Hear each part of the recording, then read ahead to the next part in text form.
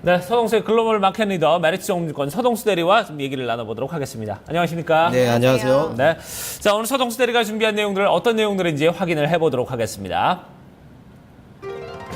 네, 감소되는 유로존 리스크에 대해서 얘기를 나눠보도록 하겠습니다.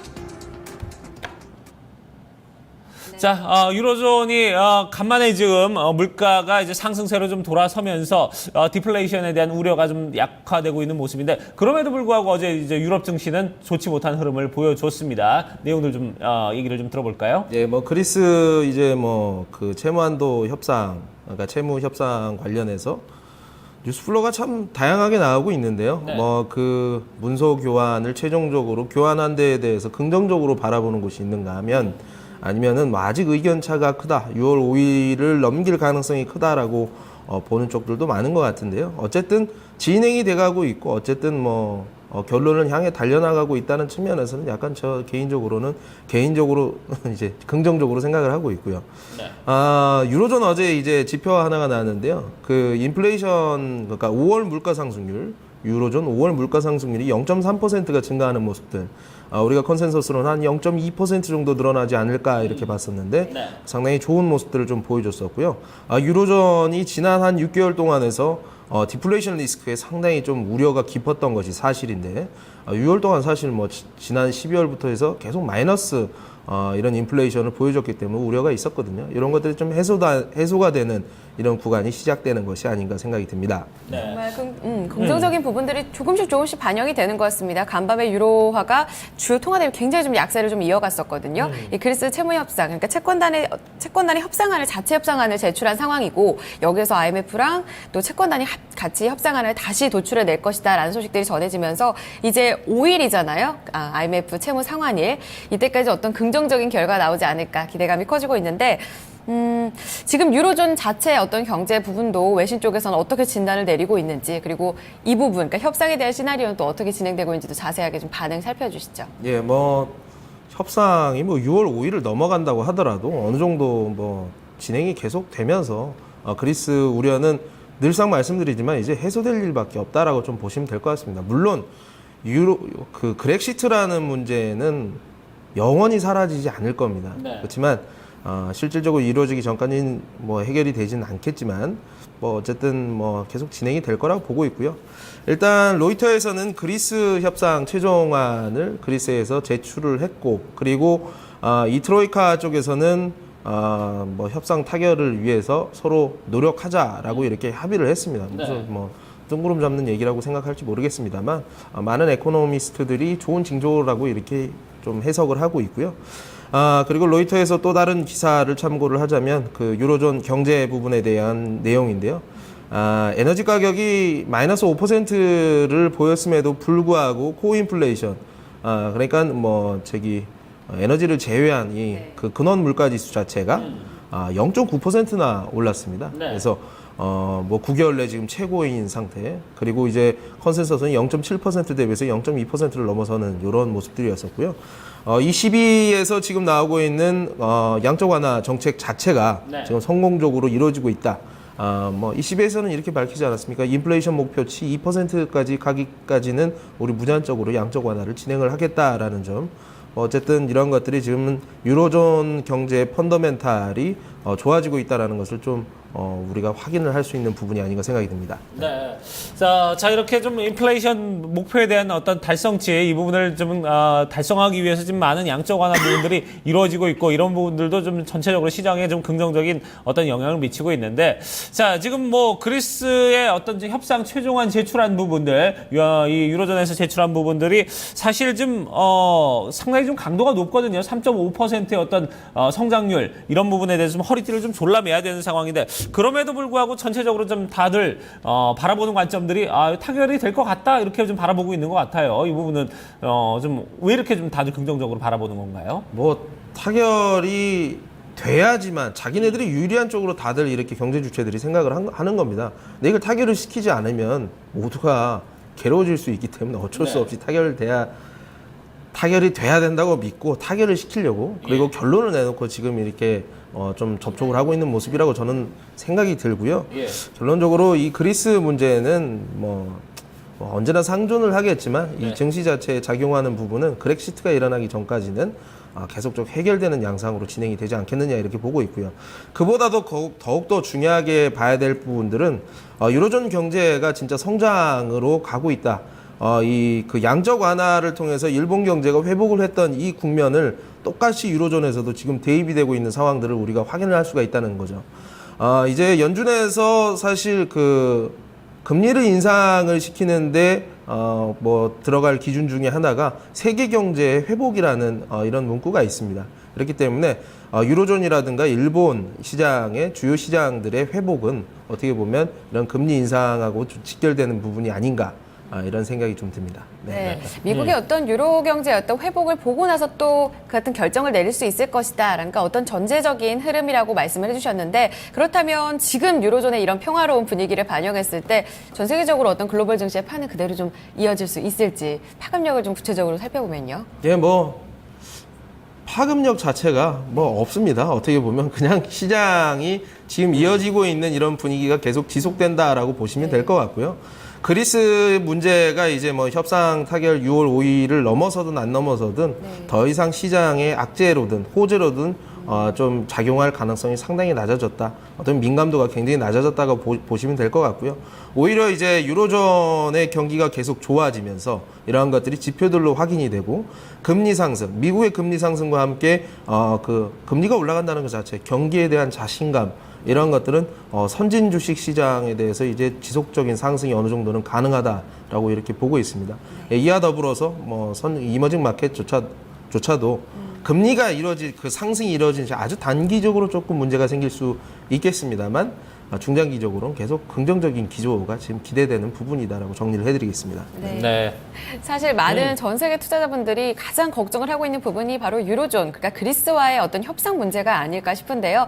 이번 주 어떤 1차적인 두려움을 좀 해결할 수 있을지 이번 주 금요일이 되겠습니다. 5일 결과를 좀 주목해 보셔야겠고요. 이후에 또 추가적인 내용도 글로벌 마켓 리더 저희 코너에서 살펴드리도록 하겠습니다. 전 세계 증시에 대한 영향력은 크지 않을 것으로 전망이 되는 가운데 다음 이슈 좀 더 중점적으로 살펴보도록 하죠. 네, 다음 이슈는 증시 역시 메르스 공포에 휩싸이고 있다는 부분입니다. 제가 아까 그 낙타 얘기했잖아요. 예, 그러다 보니까 네티즌들이 황당한 이 얘기에 대해서 좀 이런 얘기들 하더라고요. 길거리 지나가다가 뭐 낙타 만나면 아는 체 하지 마라. 아니면은 뭐 또 몽골산 쌍목 낙타는 괜찮다. 뭐 이런 얘기도 하고 있는데. 자, 증시의 어떤 이런 부분도 글쎄요, 이 음봉을 보여주는 게 낙타 만날까봐 좀 그러지 않을까 하는 생각이 듭니다. 자, 지금 뭐, 예, 저희가 웃으면서 얘기합니다만 이게 지금 보통 문제가 아니에요. 사실 메르스 공포가. 이게 제가 이 이슈까지 다뤄야 되나 하는 생각이 들 정도로 참 증시라는 게 참 재밌습니다. 이런 것까지 우리가 다뤄야 되는 상황까지 온 것 같고요. 외신에서도 뭐 밝히고 있는 상황이기 때문에 전 세계에 이제 한국에서 메르스가 지금 퍼지고 있다라는 소문이 지금 나고 있는 상황입니다. 관련된 레포트도 사실 지금 나와 있는 상황이고요. 기사는 뭐 제가 지난 일주일 동안 뭐 세상에 나오고 있는 기사는 지금 다 읽고 있다라고 보시면 될 것 같은데요. 일단 지금 현재 감염이 30명이 되어 있는데 3차 감염자, 우리가 우려했던 3차 감염 3명이 나왔습니다. 그중에서 이제 사망자는 50대, 60대 분이 이렇게 사망을 하는 안타까운 소식이 있었는데요. 뭐 격리 대상자가 900명 정도 이렇게 돼 있다라는 외신 뭐 출국 금지가 뭐 검토되고 있다라는 점 이렇게 보시면 되는데 3차 감염자가 지금 3명이라는 게 어떻게 보면 굉장히 좀 충격적인 일이 아닐 수가 없는데 3차 감염자가 당연 이것도 제가 외우는데 16번 환자, 2차 감염자 16번 환자가 감염시킨 3명입니다. 병원 내에서 한 병원 내에서 이루어진 감염이기 때문에 우리가 이제 불특정 다수에게서 일어난 3차 감염자는 지금 나타나지 않고 있는 상황이기 때문에 그나마 좀 안심이 되는 부분이기는 하네요. 지금 외신에서는 사실 우리 국내보다 더 심각하게 다루고들 있다고 합니다. 지금 사실 같은 병실에 있는 쪽에서만 어떤 감염 확률이 높았던 부분이었었는데 지금 다른 병실까지 계속해서 지금 환자들이 나오고 있는 부분이라 그런 부분이 상당히 좀 불안하게 나타나고 있는데 이 메르스 바이러스에 대해서 증시가 또 그대로 반영이 되고 있는 부분도 있거든요. 이 부분에 대해서 외신들 좀 어떤 반응들 보여주고 있을까요? 일단 월스트리트저널에 따르면 이제 그 아시아판입니다. 여기서 이제 메르스 바이러스는 사스와 유사하다라고 이렇게 알려져 있고요. 뭐 코로나 바이러스라는 이런 것들이 사스와 메르스를 일으키는 뭐 주요 바이러스라고 하는데요. 네. 일단 CDC 그러니까 미국 질병통제예방센터에서는 의료계 종사자들과 환자 가족들에게 대부분 전파가 된다라는 측면. 그래서 신체 접촉이나 뭐 이물질이 교환이 된다거나 이러한 것들 때문에 체액이 교환이 된다거나 이런 부분으로 전파가 되는 것을 밝히고 있습니다. 지금 우리가 뭐 변종 바이러스가 아니냐 뭐 이러한 시각들이 있는데 그거는 전혀 아닌 것 같고요. 그러니까요. 사실 우리가 지금 의료 기관 내에서 의료 기구를 관리를 하고 그 소독을 하고 이런 매뉴얼 자체가 너무 부실하다 보니까 그 같은 병동 내에서 이 기구 여기에다 넘기고 저기에다 쓰고 이렇게 돌아가면서 이런 바이러스가 좀 전파가 된 것이 아니냐. 중국으로 지금 뭐 혐한 감정이 살아나는 것이 아니냐. 뭐 한간에는 뭐 네티즌 사이에서는 우리 한국인을 뭐 크게 뭐 저기 나쁘게 어떻게 해야 된다라는 좀 방송에 담지도 못할 정도로 그 극단적인 이런 반응도 나오고는 있는데요. 중국은 굉장히 그 사스의 경험을 가지고 있기 때문에 그렇죠. 예. 굉장히 적극적으로 지금 격리를 조치를 취하면서 뭐 그쪽에서는 더 이상 전파가 지금 안 이루어지고 있는 상황으로 좀 보여집니다. 그래서 뭐 혐한 감정은 실질적으로 조금 중국 내부에서는 약간 차분한 부분이다라고 보시면 될 것 같고요. 네. 결론적으로 세계보건기구 WHO에서 여행 제한 권고를 아직 발표하지 않은 상황.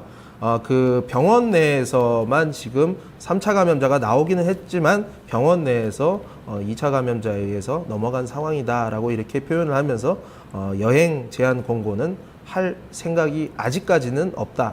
주시하겠다라고 밝히고 있습니다. 그 그렇습니다. 부분은 다행일 수도 있겠습니다만 네. 지금 어떤 권고는 내려지지 않았지만 자체적으로 중국 내 혹은 홍콩 내에서 한국으로 들어오는 여행 어떤 패키지를 많이 좀 취소하고 있다 이런 소식들이 공식적으로 많이 들려오고 있는 상황이거든요. 게다가 의료 기준이 우리나라랑 다른 국가랑 좀 다른 부분이 있어서 홍콩으로 재입국한 한국인이 격리 조치되어 있다 이런 소식도 좀 전해지고 있는 상황입니다. 지금 지수의 어떤 영향력을 어떻게 봐야 될까요? 지수에는 일단 처음에는 중국 소비재 관련해서 상당히 지금 큰 조정들이 이루어지고 있는 상황인데, 그렇죠. 여기에서는 이게 단기적 이슈로 끝나느냐, 어떻게 보면 우리의 방제 시스템에 따라서 모든 게 결정이 된다라고 보시면 될 것 같습니다. 일단 2차 감염자가 여기서 막지 못해 2차 감염자가 발생했다는 것은 원래 인력으로 웬만하면 잡지 못한다고 합니다. 알려진 치사율이 40%로 알려져 있지만 사실 참 이런 것까지 얘기를 해야 되지 뭐.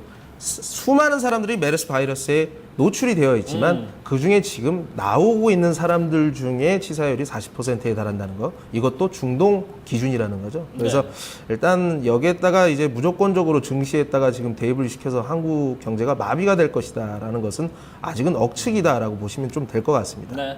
자, 일단 뭐 3차 감염자가 좀, 뭐 이제 불특정 어떤 3차 감염자가 나왔냐, 안 나왔냐, 요 부분이 이제 좀 내일이나 모레까지 좀 지켜봐야 되는 부분이 좀, 하나의 고비가 아닌가 하는 생각이 들고, 이러다 보니까 좀 여러 가지 좀, 헛소문들도 좀 떠돌고 있습니다. 그러다 보니까 뭐 어제 같은 경우는 또, 이 코에다 바살린을 발라야지, 예방이 된다. 뭐 이런 얘기 때문에 뭐 바살린이 또 품절됐다. 뭐 이런 얘기도 좀 들리고 있는데, 그 전까지는 사실 좀 우리 증시도 좀 여러 가지 루머에 좀 휩싸이지 않을까 이런 생각이 들어요. 어떻습니까? 어떻게 좀 대응하는 게 맞을까요?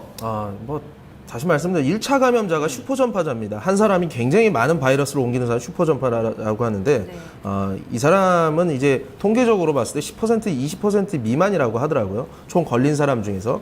이 이외에는 1차 감염자 이외에는 좀 그 감염력 자체가 상당히 지금 떨어지고 있는 상황이라고 보시면 될 것 같습니다.